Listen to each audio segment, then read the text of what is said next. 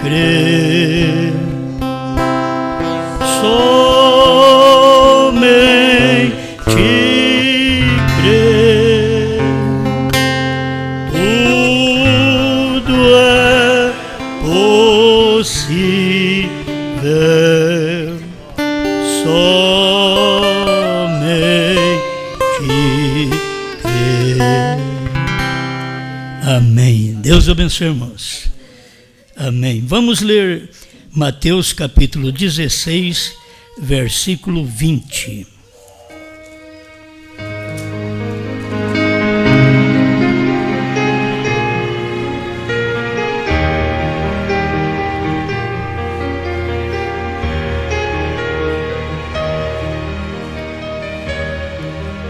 Mateus 16, 20.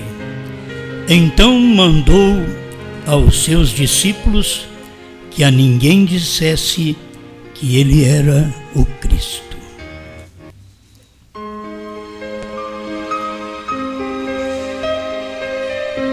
Grande Pai, dá-nos cada dia mais luz desta palavra. Enquanto o mundo a despreza, nós a amamos. A revelação que o mundo não pode receber, porque não o vê nem o conhece. Mas vós conheceis, porque habita convosco e está em vós. Muito obrigado, Pai, por nos dar graça, força, vida, para poder continuar espalhando a verdade, a palavra, ainda que tida pelos inimigos como errada, mas os eleitos a têm como verdade, certa. Obrigado, em nome do Senhor Jesus. Amém, Senhor. Amém. Pode sentar.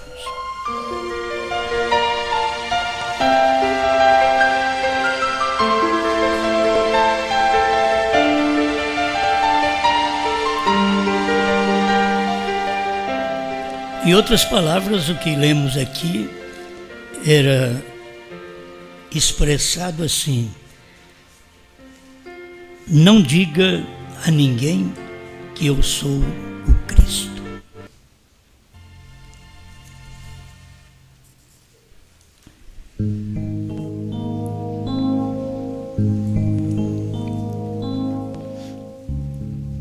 Cada um de nós que fazemos alguma coisa ou viemos para realizar algo, sempre quer que os outros saibam o que nós somos. E Jesus, quando conversou com seus discípulos e perguntou o que dizem os homens ser o Filho do Homem, e uns diziam que ele era Elias, que ele era Jeremias, ou um dos profetas. E ele então virou para os seus e disse: vós, quem dizeis que eu sou? E esta foi a revelação do dia. E Pedro levantou e disse: tu és o Cristo, o Filho do Deus vivo. Fazendo referência a isto, foi que Jesus disse: não diga a ninguém que eu sou o Cristo. Ele perguntou, ele sabia que alguém responderia certo, mas assim mesmo ele não queria que as pessoas divulgassem. Não diga a ninguém que eu sou o Cristo. Se ele perguntou, mas era apenas para os dele. Nós temos que aprender isto. Nós queremos colocar esta mensagem em todo mundo, porque nós gostamos dela, nós cremos que ela é verdade, ela é certa, mas não diga. Tem hora que é assim, não diga, claro para as pessoas. Deus vem tratando desde o princípio assim. Ele não disse Nem para Moisés, quando Moisés perguntou, qual o seu nome? Ele não falou, ele diz, eu sou. Eu sou o que sou. E ele vem por todo o Velho Testamento, até que manifestou no Novo Testamento e revelou o seu nome quando ele nasceu. E o seu nome será Jesus, porque salvará o seu povo de seus pecados. Capítulo 1 de Mateus. Mas quanto à revelação, meus irmãos, muitas vezes a coisa tem que ficar escondida, porque ela é tão linda, tão santa, tão pura, que ela é para o povo de Deus. E o povo de Deus é simples. Você não tem que ser estudado, formado, graduado, para saber isso daqui, não. Pedro não era. E ele soube. Isto é por revelação. Todas as coisas que nós alcançamos de Deus, não é porque nós somos inteligentes, é por revelação. É Deus que te pega lá da roça e te ensina essas verdades. Ele pega um pedreiro, uma dona de casa, e mostra para eles esta revelação. E muita gente melhor do que nós, Deus passa por alto delas. Nós queríamos que Deus as revelasse, mas Deus não pode. O próprio Jesus diz, graças te dou, ó Pai, Senhor dos céus e da terra, porque ocultaste estas coisas dos sábios e entendidos. Deus gosta sempre de trabalhar ocultando. Revela para os seus e oculta para os outros. Ele revelou para os seus discípulos a parábola da semente, mas ele deixou os outros sem saber o que era aquilo. Mas para os seus, ele sempre vem e revela. Ele diz, a vós é dado conhecer os mistérios do reino dos céus, mas a eles não. Então, a nossa preocupação muitas vezes é em vão, de querer que as pessoas saibam quando elas não é para saber. Você apenas fale e deixe que Deus a revele. Principalmente quando tem a mensagem do dia. Eu quero prosseguir nesse pensamento e trazendo esse pensamento até o dia presente. Certo? Não diga que eu sou o Cristo. Era Jesus dizendo. Se você voltar lá nos dias de Noé, ele poderia dizer, não diga que eu sou o homem que Deus falou com ele. E ele pregava e ele convidava o povo para entrar na arca. Mas mesmo se ele falasse, Deus falou comigo, o povo não cria. Eles criticaram e não entraram na arca. Deus teve que colocar animais na arca, porque homens não quiseram entrar. A mensagem é assim, tem hora que entra cada pessoa, você diz, como esse indivíduo entrou? Deixa eu te dar uma experiência. Eu nunca fumei, nunca bebi, nunca saí adulterando, mas eu tenho que dar uma mensagem para quem bebe, para quem fuma, para quem adultera, para quem droga. Eu tenho que dar uma mensagem, eu tenho que estender a mão para ajudar todos eles, resolver seus problemas dentro daquilo que Deus deu um ministério para nós na terra. Cada pregador é assim. Ele tem um ministério que Deus deu. E ele resolve os problemas ministerial em paz com a sua igreja, com o seu povo. Então, eu estou dizendo isto porque tem gente que nem eu, nunca bebeu, nunca fumou, nunca adulterou, mas impõe muitas coisas.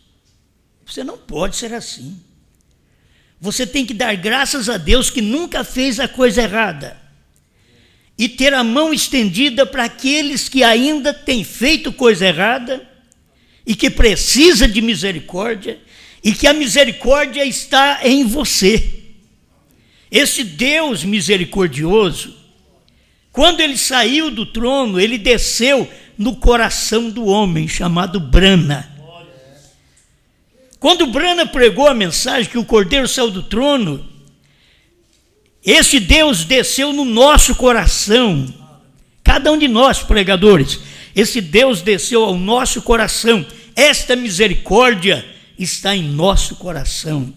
Eu prego uma mensagem dura, eu vou te mostrar aqui, uma mensagem que é tempo dela, mas estamos dando a mão para ajudar as pessoas. Eu já disse, tem pessoas que não podem continuar sem errar, porque elas são galudas, aparentes, elas gostam de se mostrar. Eu nunca fiz isso, eu nunca fiz aquilo. É tipo de gente que nunca fez isso nem aquilo, aproximou de Jesus e não foi para frente. Mas teve um miserável que chegou e disse: "Sê propício a mim, pecador." Este grande diz: "Eu não sou como aquele ali." Sempre é assim. Eu não sou como aquele. Aquele ali. Eu dou meus dízimos, eu jejuo, eu sirvo a Deus, eu honro a Deus. Eu não sou como fulano. Aí está o erro do indivíduo. De dizer, eu não sou como fulano que é mais baixo do que eu, que faz coisas mais erradas do que eu. Eu não posso referir a isto, porque eu serei errado. Foi isso que Jesus ensinou. Aí o outro, aquele no qual o religioso estava dizendo, eu não sou como ele, levantou e disse: "Sê propício a mim, pecador." Isto é, tem misericórdia de mim, pecador. Eu não tenho o que apresentar, eu não dou dízimo. Tem gente que é assim, vem errado. Ele precisava começar ainda a aprender para depois dar dízimo. O outro já estava vangloriando porque fazia aquilo. E aquele ia entrar ainda. De ser propício a mim, pecador.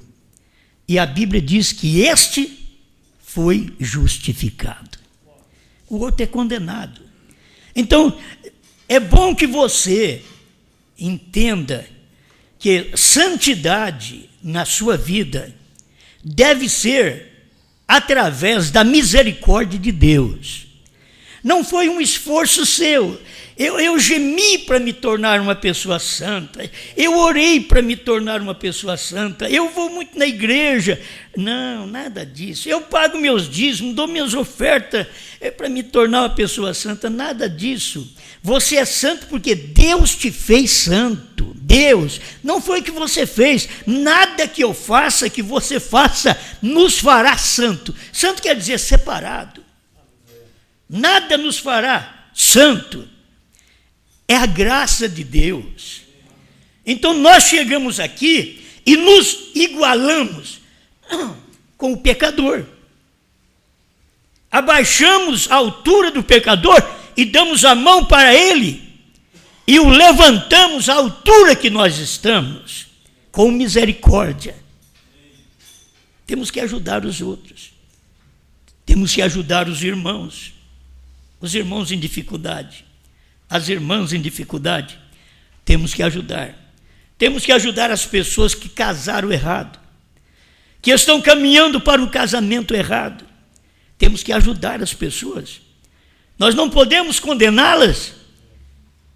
Para começar, temos que aprender, se essas coisas não existissem no mundo hoje, a Bíblia seria errada. Porque quem diz que teríamos casamento e divórcio não foi o Papa, foi a Bíblia. A Bíblia que diz que nesses últimos dias seriam idênticos aos dias de Noé. Casavam e davam em casamento. É a Bíblia, que foi Jesus quem falou. Se não tiver essas coisas, gente que fez isto errado, não teríamos uma Bíblia cumprida. A Bíblia hoje está cumprida. Até homossexuais. Você não pode maldizê-los. Mostra o caminho. Mostra para eles que isso não vem por nascimento. Isso vem por escolha. Não é nascimento, ninguém nasce homossexual. É uma escolha que a pessoa faz. Senão Deus seria injusto em condenar e dizer que os sodomitas não eram do reino do céu, se ele mesmo tivesse permitido nascer uma pessoa assim. A pessoa escolhe. E devemos entender que tem que existir esse tipo de gente na terra para cumprir a Bíblia. Senão não cumpriria a Bíblia. Aí você olha, fala mal, você tem que sentir no espírito que você pode ter um filho futuramente assim, uma filha, ou um neto, ou uma neta.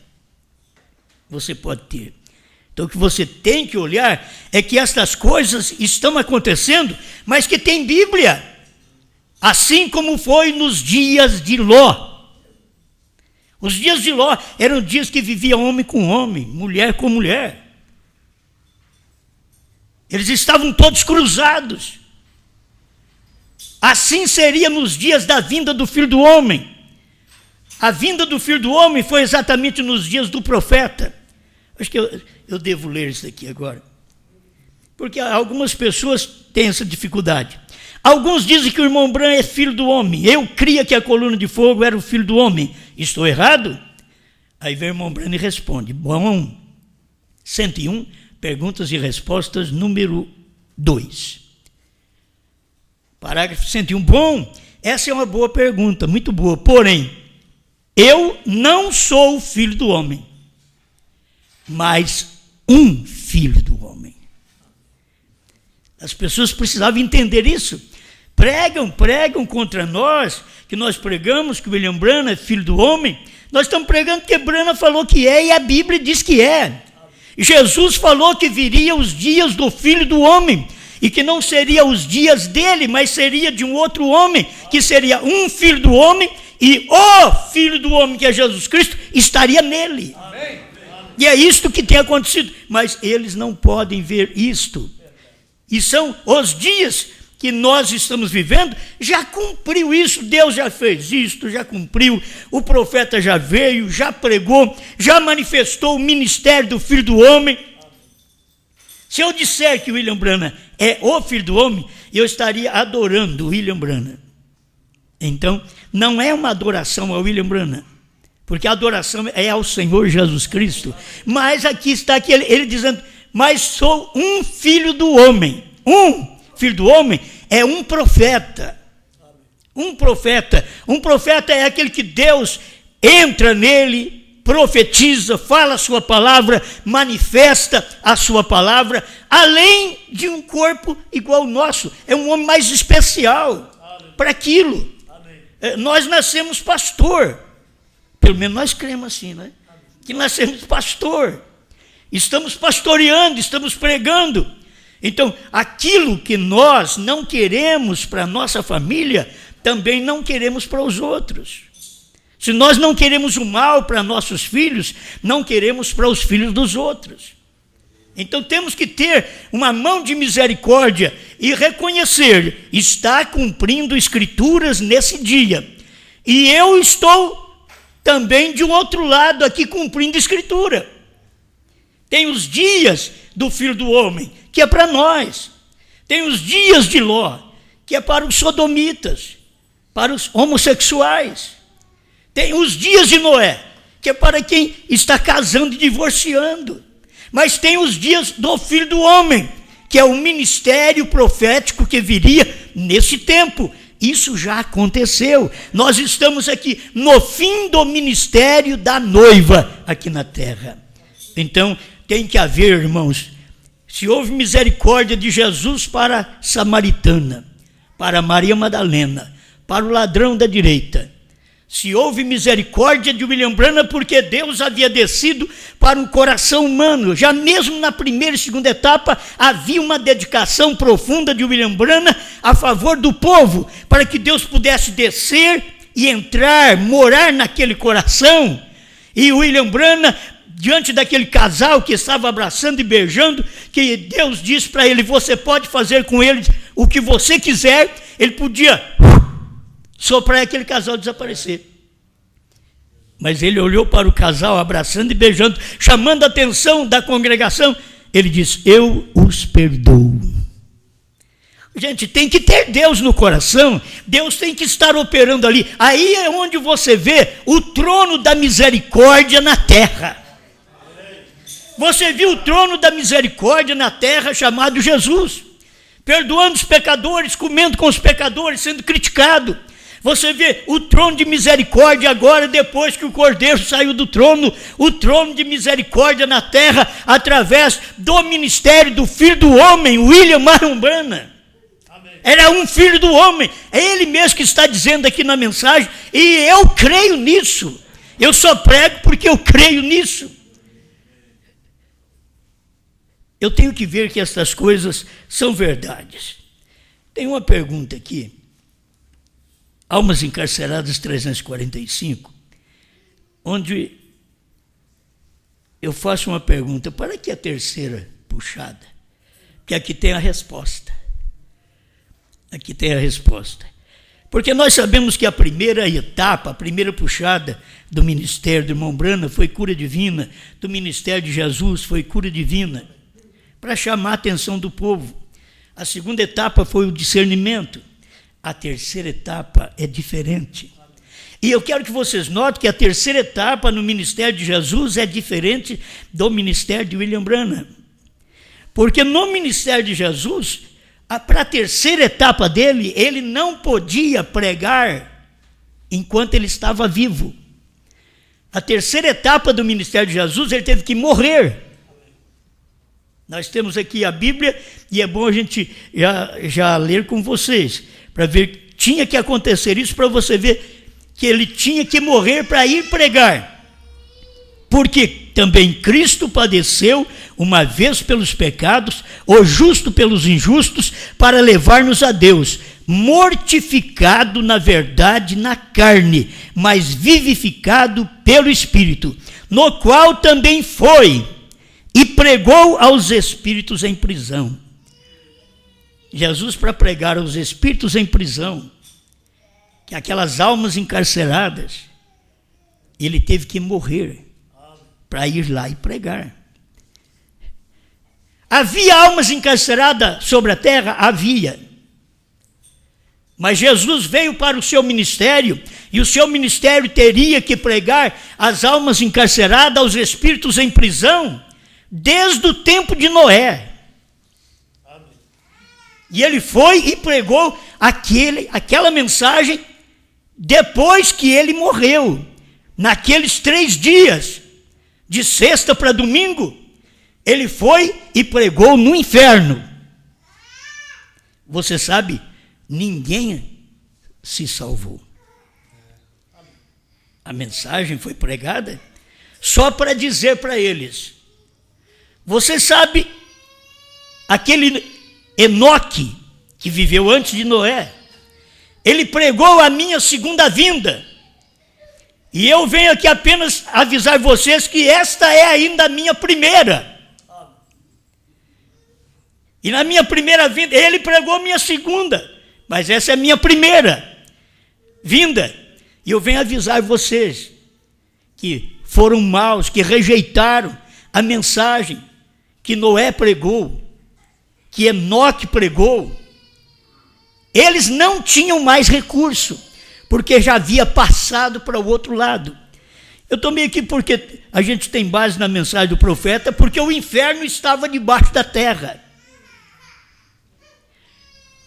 Nesse tempo, os espíritos em prisão. Mas quando a terceira puxada, que eu pergunto, para que a terceira puxada? Agora o inferno não está debaixo da terra. O inferno está em cima da terra. Amém. Irmão Branham teve aquela visão de 23, você vê até 63, deu 40 anos. Mas quando ele teve aquela visão, que ele viu aquelas mulheres com aquela cabeça d'água, aquele barulhão que ele viu.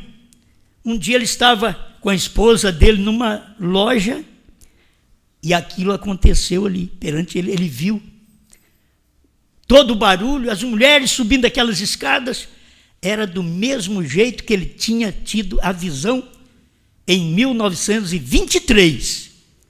Agora, em 63, ele viu essas coisas cumpridas. Então, onde estavam as almas em prisão? Não estava debaixo da terra, estava em cima. Os espíritos em prisão estavam no inferno, mas as almas em prisão estão sobre a terra. Eles não têm recurso mais, aqueles que já morreram. Mas você deveria saber o privilégio que cada um tem ainda de viver nesse tempo que o Cordeiro saiu do trono e que vem a terceira puxada, é exatamente por isso, porque o Cordeiro saiu do trono. Aí o William Branham vem e prega essa mensagem: almas que estão em prisão agora. As almas já aprisionadas sobre o mundo, andando, comendo, bebendo, vestindo, se pintando. As pessoas não percebem a misericórdia de Deus. E Deus está com a mão estendida através de uma mensagem. Queira Deus que você não seja um condenado, uma condenada. Porque eu não estou falando para vocês apenas que estão aqui, nosso grupinho é pequeno. Mas através da internet nós temos aí centenas e centenas de pessoas que estão me ouvindo. Então eu quero estender isto a cada uma delas e dizer: espero que vocês não sejam uma pessoa condenada eternamente, porque um condenado eternamente, quando ouve essa mensagem que nós estamos pregando agora, eles repudiam essa mensagem, eles não aceitam, eles cospem nela, eles dizem que ela é do diabo, eu não a quero.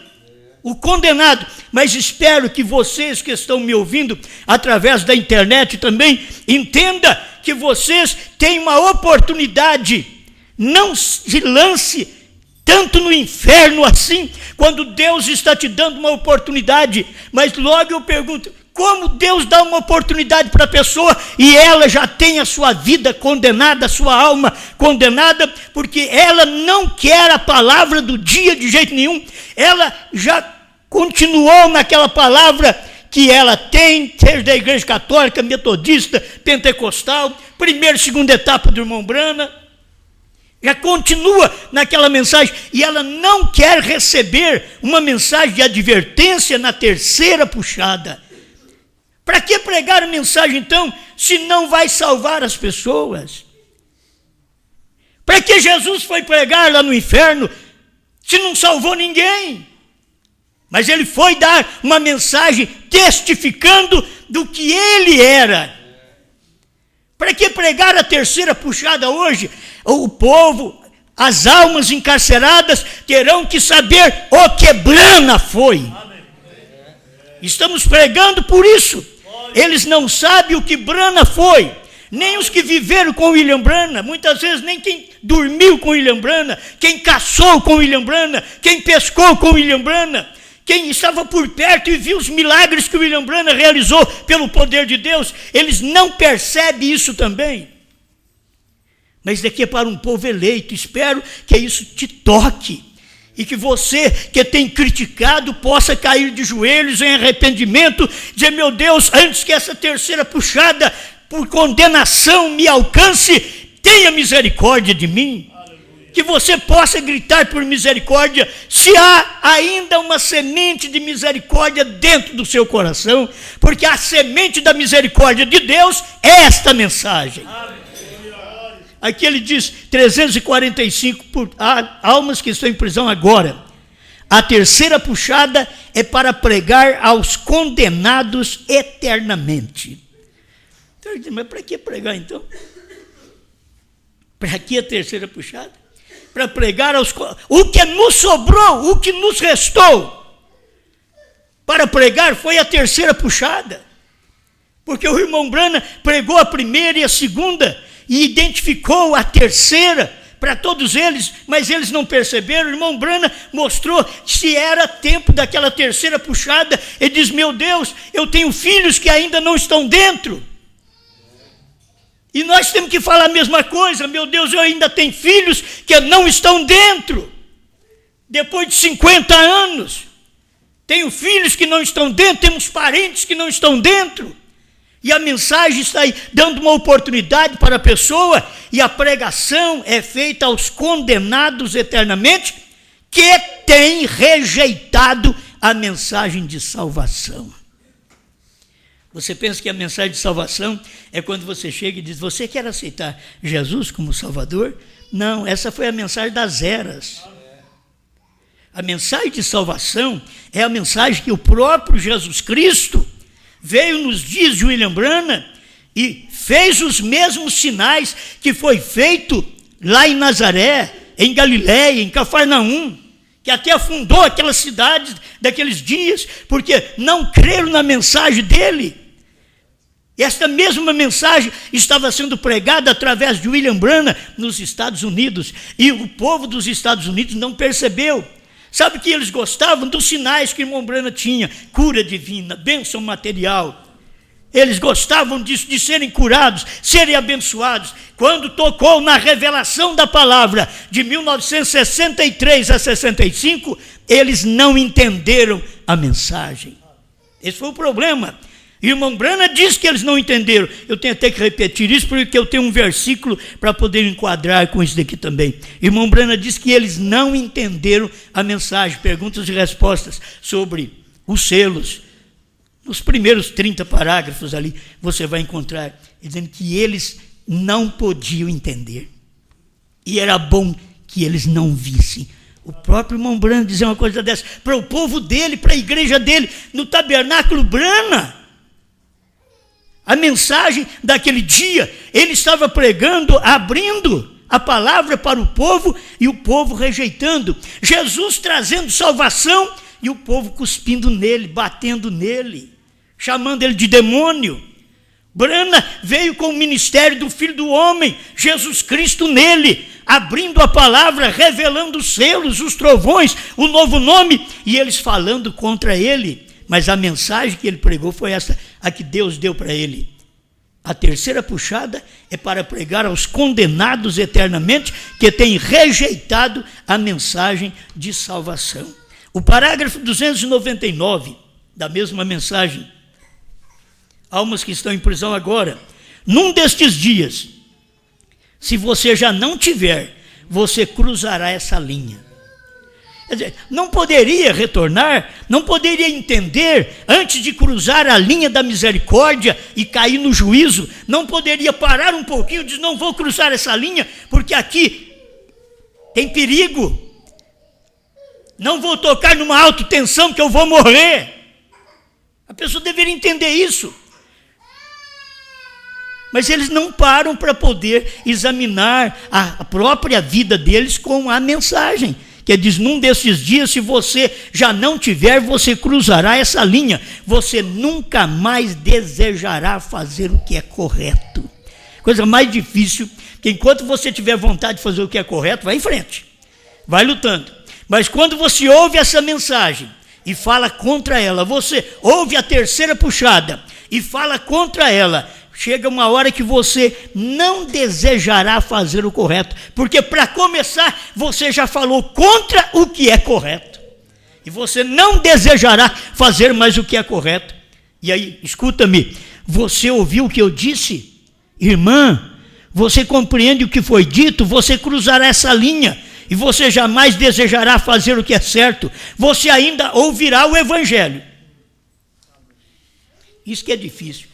Você ainda ouvirá o evangelho, você ainda vai na igreja, você ainda é um assistente de culto, mas jamais o aceitará. Ouve o evangelho, mas jamais aceita o evangelho.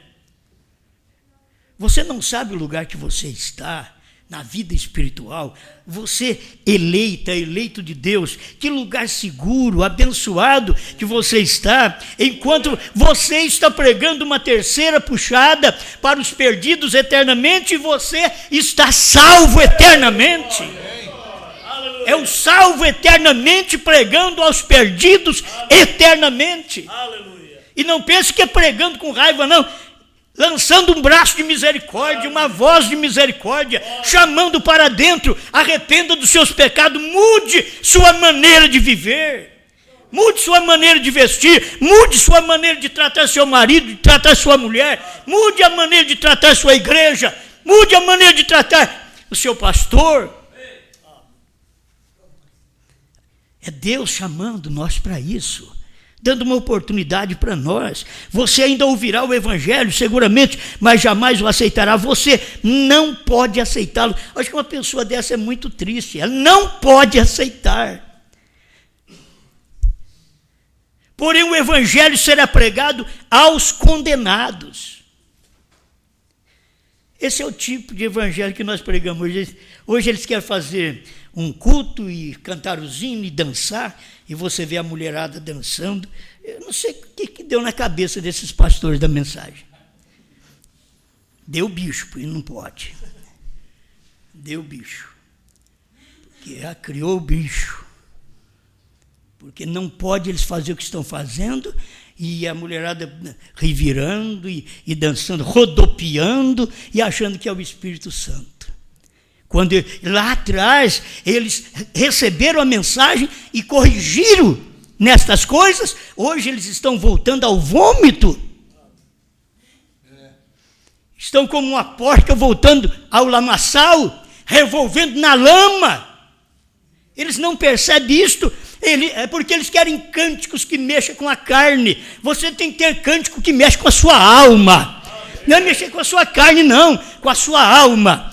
E um cântico, eles não querem o cântico que mexe com a alma, porque vocês sabem o que eles fizeram. Rude Cruz. É muito lento. É de meditação. Ó quão cego andei, perdido vaguei. Você vai ouvi-los cantar no som moderno hoje, para você ver. Cego andei. Mudaram. Porque se não fizer isso, o povo não permanece na igreja. Se quiser dançar, vai para o mundo, vai para o diabo. Prossiga por lá, mas não na igreja. Eles dizem: mas Davi dançou. Você sabe que Davi dançou, mas ele não dançou uma vez só, não. Ele dançou também a hora que o amigo dele foi morto.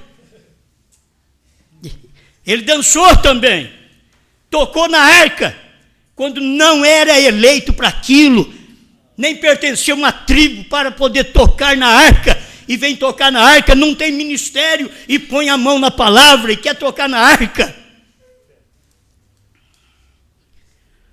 Já estou encerrando, mas são coisas boas que a gente tem que falar.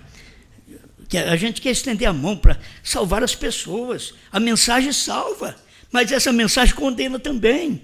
Quer dizer, você ouve, rejeita, já está condenado. Você ouve, olha, eu creio, eu não entendo direito não, mas eu estou crendo, o mundo está desse jeito mesmo, essa palavra é verdade, essa mensagem é certa. Tinha que ter um profeta mesmo, porque um profeta fala o que está no coração do povo, e aqui está uma mensagem profética, que está mostrando o que está no coração do povo. Tem hora que o coração do povo está mexido com o mundo, misturado com o mundo, mas os eleitos está cada dia mais penetrando nas coisas de Deus. Olha nisso aqui, você já está nesse ponto, e você não sabe, muitas vezes condenados e não sabe. Você pensa que você está vivendo em prazeres, e está morto enquanto vive. Agora, irmãos, pregar uma mensagem dura dessa, foi o William Branham que pregou. Sabe qual é a mensagem que o povo gosta, os da mensagem gostam? A mensagem que ele pregou sobre o amor. Ei, irmão, amor divino, que bênção. Amor divino. Por certo que é uma bênção, amor divino. Mas o mesmo amor divino saiu do trono. É aquele amor divino que você acha que é uma bênção, e ele vem, sai do trono, tem uma mensagem, você não entende, e agora esse mesmo Deus que era seu advogado torna-se seu juiz. Esse mesmo Deus que defendia sua causa te condena. Esse mesmo Deus que poderia te ajudar, agora te julga.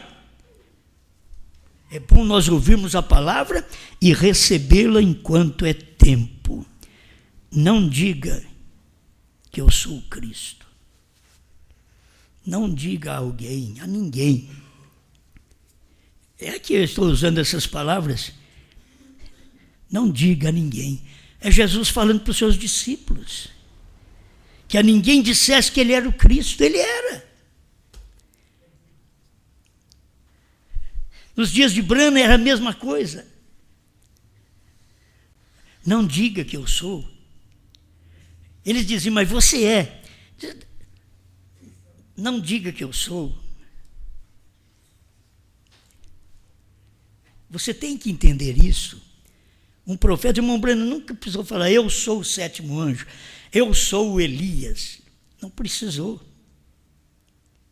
Porque a sua mensagem mostrava para nós que ele era, e mesmo dizendo, não diga, foi o que Deus falou para ele.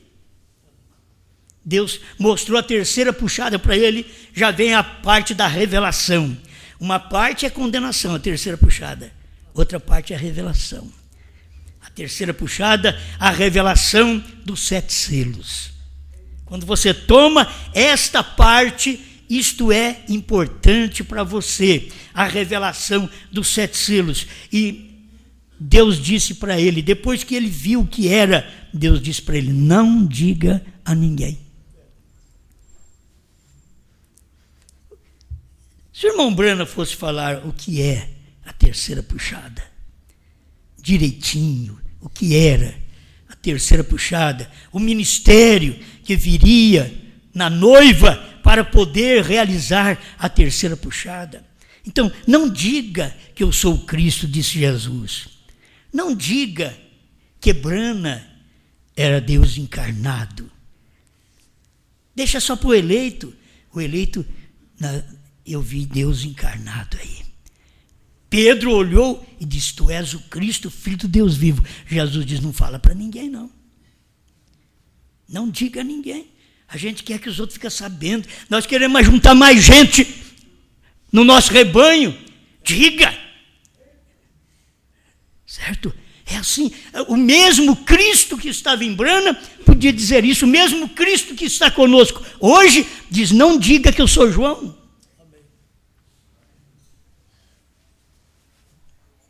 Se pudermos observar isso, não diga que eu sou. Você tem que perceber isso. É Cristo dizendo, não diga que eu sou isto hoje. Deixa para o eleito fica sabendo. Pedro ficou sabendo, prosseguiu sabendo. Os outros não adiantava falar, eles criticavam. Não diga que eu sou. Todo mundo está querendo ser João. Eu quero encontrar João também. Eu também quero encontrar João. É uma bênção encontrar João. Eu encontrando João, eu não vou dizer que ele é João. Basta eu encontrá-lo. Foi como Pedro, tu és o Cristo. Logo no tempo de Brana, tu és o sétimo anjo. No tempo da noiva, tu és o João. Mas não diga para ninguém. Esse é um mistério que fica para cada eleito. Isso é o eleito. O eleito toma aquilo e diz, eu sei, não precisa falar para ninguém. É eu que tenho que saber. Era Pedro que tinha que saber. Alguns dos discípulos podiam aproximar e conversar com ele sobre aquilo ali. Você quer ver para mim encerrar? Deixa eu encerrar aqui. Jesus tinha curado um lunático. Capítulo 9, verso 43 a 45 de São Lucas. E todos pasmavam da majestade de Deus. E maravilhando-se todos de todas as coisas que Jesus fazia, disse aos seus discípulos, ponde vós estas palavras em vossos ouvidos, porque o Filho do Homem será entregue nas mãos dos homens. Escuta, mas eles não entendiam esta palavra. Que coisa! Eles não entendiam, o Filho do Homem vai ser entregue nas mãos dos homens. Os discípulos, está escrito aqui, eu creio no que está escrito. Mas eles não entendiam esta palavra, que lhes era encoberta. Damos graças a Deus que a palavra vem e é descoberta para nós. Mas o outro não pode ver. Você pode falar, é o ministério do Filho do Homem nesse dia, mas não adianta, isso eles não entendem, porque isso está encoberto para eles. Como esteve encoberto para os próprios discípulos, está encoberto para o povo da mensagem. Os discípulos de Brana também não entendem o 7º selo, não entendem os 7 trovões, não entendem o novo nome. Por quê? Porque eles eram encobertos. Mas a vós é dado conhecer os mistérios do reino dos céus, para que não compreendesse. Que coisa. Eles não podiam compreender. Quando eu li isso daqui, mas é os Estados Unidos do mesmo jeito. Mas eles não entendiam esta palavra. O irmão Brana diz, está acontecendo algo aqui esta semana que vocês não estão percebendo. E diz, e é bom que vocês não saibam. Que coisa. Está aqui, ó. Para que não compreendesse e temiam interrogá-lo acerca dessas palavras. Eles temiam interrogar Jesus e perguntar para ele, como que é isso? Filho do homem ser entregue nas mãos dos homens? Eles temiam perguntar para Jesus. E ficavam sem saber o que era isto. Deus tem um ministério nesse tempo final para todos nós. Nós estamos observando, vivendo esse ministério que Deus deu nesse dia. Que você deve ser agradecido a Deus pelo que Ele tem feito por cada um de nós. Antes que seja tarde demais, estenda a sua mão e alcance mais alguém. Outra coisa, se o meu testemunho, o seu testemunho, fez alguém sair da igreja, vá atrás da pessoa. Vá você atrás. Se fui eu vou atrás. Meu testemunho. Não é porque a gente prega a mensagem, pregar essas mensagens duras aqui, tem gente que escuta e fala, não vou escutar isso mais não, você está doido. Eu vim para escutar um Deus bom, um Deus amoroso, filho, ele já saiu do trono, você tem que entendê-lo agora, você tem que gostar desse tipo de mensagem. Se você não ama esse tipo de mensagem, então você vai ter que saber que vai ter que enfrentá-lo como seu juiz, e é melhor enfrentá-lo agora como alguém que deu uma oportunidade para você entrar. Mas se alguém tropeça por minha causa, eu tenho que ir atrás desse alguém. Certo? Eu tenho gente que saiu do meu ministério em Franca, mas foi contra o meu ministério. Então eu não tenho que ir atrás deles. Jesus nunca foi atrás de Judas. Tem que entender isso. Eles foram contra o ministério. Nunca tenho que ir atrás deles. Mas se eu tenho uma pessoa ali e que não está me entendendo, eu posso ir atrás dela, conversar com ela e ajudá-la. Mas se o testemunho de cada um de nós, o que nós fazemos, espanta irmã, é porque tem irmã que é espantada com irmã. E irmão espantado com irmão. Se espanta, você vai lá, conversa com eles. A mesma palavra que você deu para eles, para desanimá-los, dê-lhe uma palavra agora para encorajá-los a voltar. É o nosso dever como cristãos. Nós devemos isso porque nós somos pessoas sinceras, honestas. Nós não queremos fazer o mal, não queremos causar mal aos nossos irmãos. Nós queremos que todos compreendam essa palavra. Por isso nós temos ensinado vocês viverem bem um com o outro, viverem bem entre marido e mulher, mulher e marido, pastor e igreja, igreja e pastor. É aquela submissão. Você já pensou bem a sua igreja levantando contra você? Já pensou bem a sua mulher levantando contra você? Já pensou um pouquinho? Pense um pouquinho. Parece que todo mundo pode levantar contra você. A sogra se levanta com você, não está nem aí. Já falo da sogra mesmo, coitada, né? Se ela levanta contra você, mas a sua mulher, com quem você é casado, que te deve respeito, reverência, se ela levanta contra você, a coisa muda. Você vai entristecer, você vai ficar para baixo. até conversar com a sua própria mulher e entender com ela. Entende? Não é assim que faz? Aquela tristeza.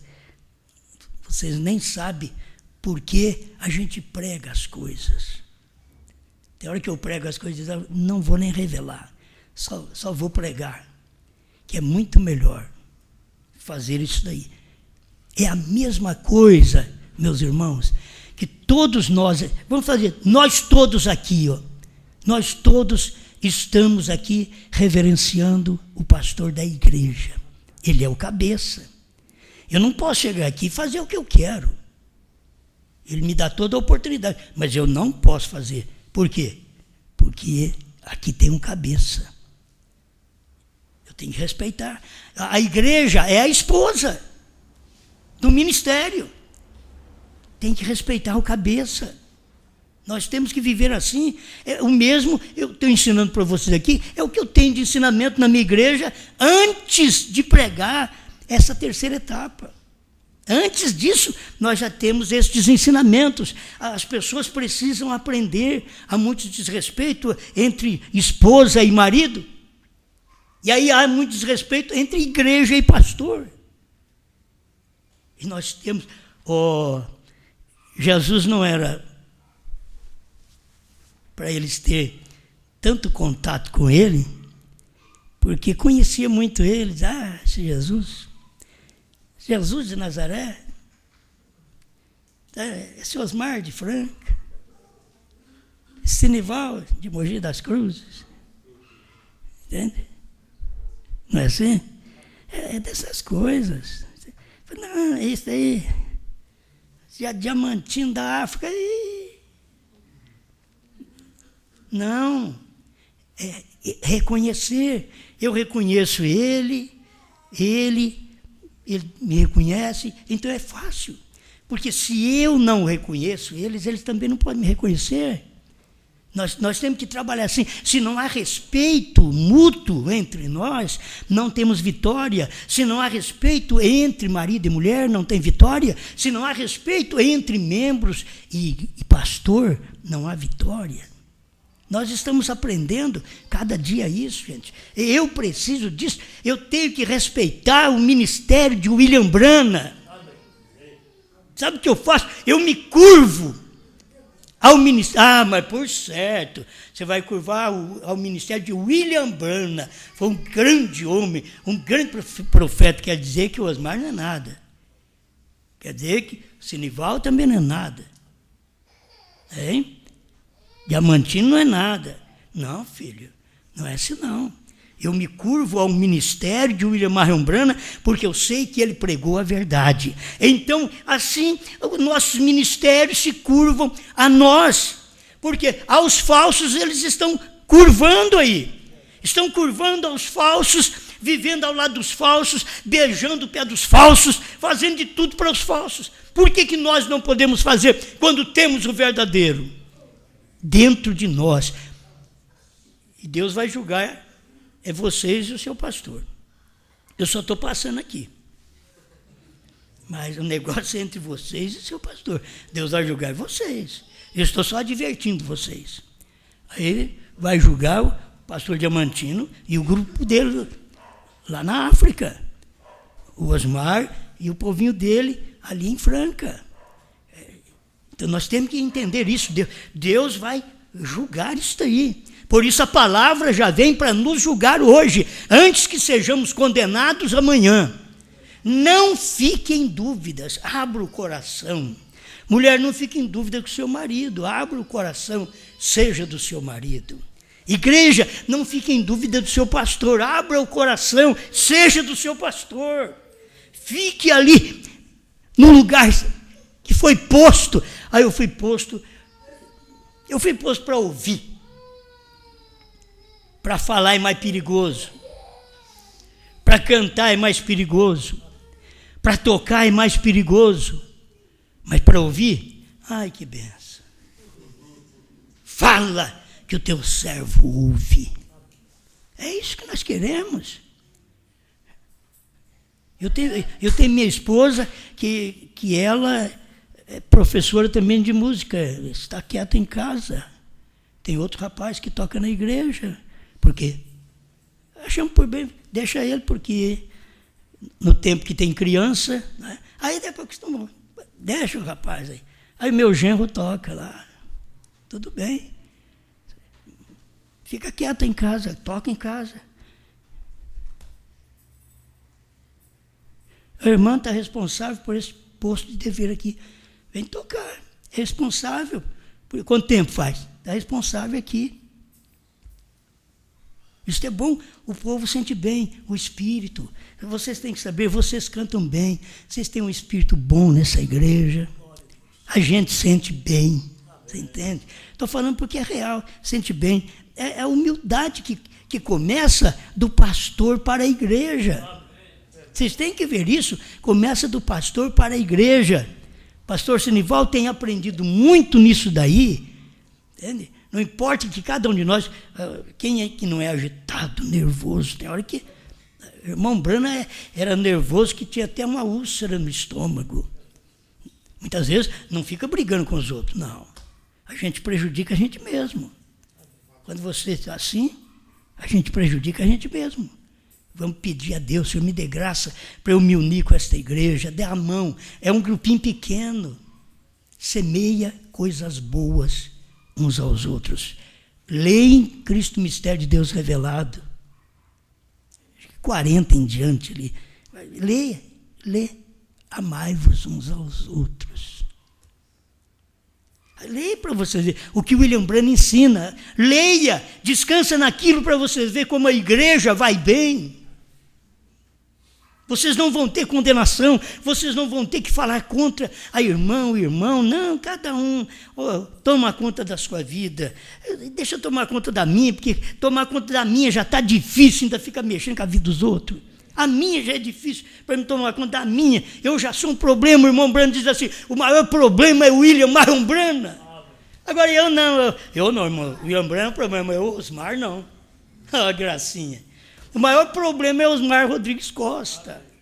Eu sou o maior problema. Então o pastor Sinivaldo sente a mesma coisa. O pastor Diamantino sente a mesma coisa. Os demais pastores que estão me ouvindo, talvez, ou vão ouvir depois, sentem a mesma coisa. O maior problema é nós. Mas nós queremos ajudar o povo. Nós estamos tentando ajudar o povo. E que o povo tenha submissão, cada um no seu lugar. Agora, na verdade, cada um no seu lugar, mas não tem nem lugar marcado na igreja. Aqui tem hora que fica cada um no seu lugar, aí chega, irmão, você sentou no meu lugar. Não tem nada a ver, entende? Não tem nada a ver. Que talvez cada um no seu lugar, naquela posição, a melhor posição que eu encontro, muitas vezes as pessoas querem ser obreiras, a melhor posição que se encontra é ouvir, A fé vem por ouvir e ouvir a palavra de Deus. Obrigado, Senhor, pelo que o Senhor tem dado a cada um de nós. Ajuda-nos mais a entender, a ser melhores cristãos, Pai. Eu quero ver esse grupinho de irmãos aqui cada dia mais forte, amáveis uns aos outros, lutando pela verdade, entregando suas vidas na mão do Senhor. Pastor, a igreja, que seja uma verdadeira bênção. Obrigado por tudo, em nome do Senhor Jesus Cristo. Amém, Senhor. Amém. Deus vos abençoe. Muito obrigado. Amém.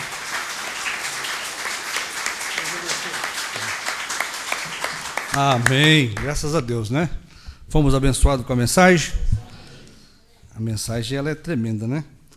Deus é justiça. E a prova de que Ele é justo, o profeta diz, é que Ele cumpre as suas palavras de bênção e Ele também cumpre as suas palavras de maldição.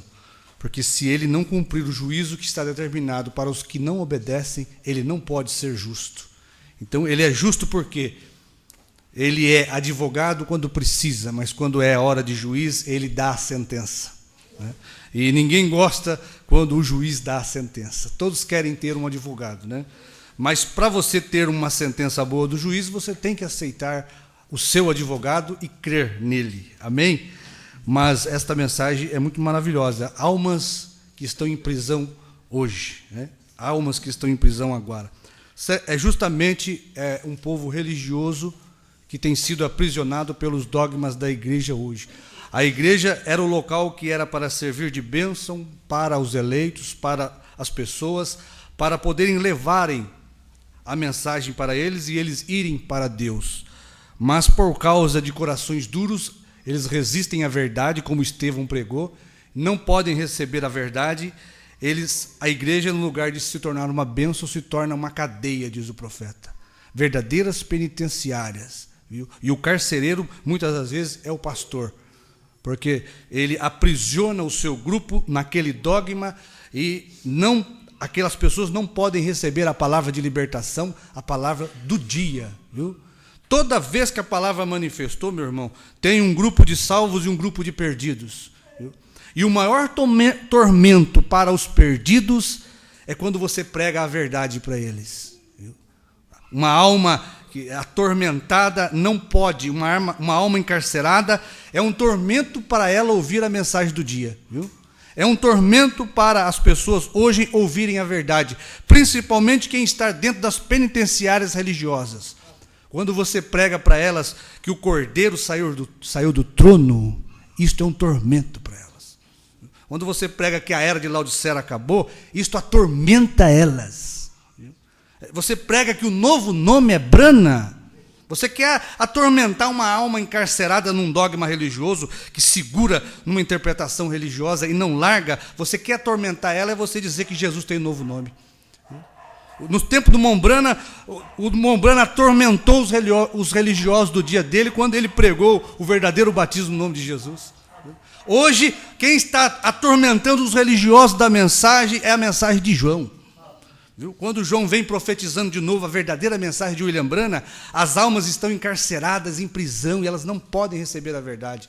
E quando elas ouvem as revelações contidas dentro dos 7 selos, os trovões, elas são atormentadas com a verdade. Quando você prega que Deus, olha, você quer atormentar um grupo de ministros perdidos, um grupo de pastores perdidos, aprisionados, almas encarceradas de pastores, você quer atormentar eles, é você dizer que Deus trabalha com uma só pessoa hoje. Você quer atormentar um pastor encarcerado hoje, você prega isso para ele, para você ver. Viu? Quer atormentar essas pessoas? Leva um CDzinho para uma alma encarcerada para você ver. É um verdadeiro tormento. Elas não querem, elas não suportam. Mas o eleito não. O eleito está solto para servir a Deus. Amém? E olha, que mensagem. Você não vem à igreja para se salvar. Você vem porque você é salvo. Você obedece a palavra porque você é salvo. Você não cumpre os seus compromissos com Deus para você se salvar. Não, você é um salvo. Por isso você cumpre a palavra, você obedece a palavra.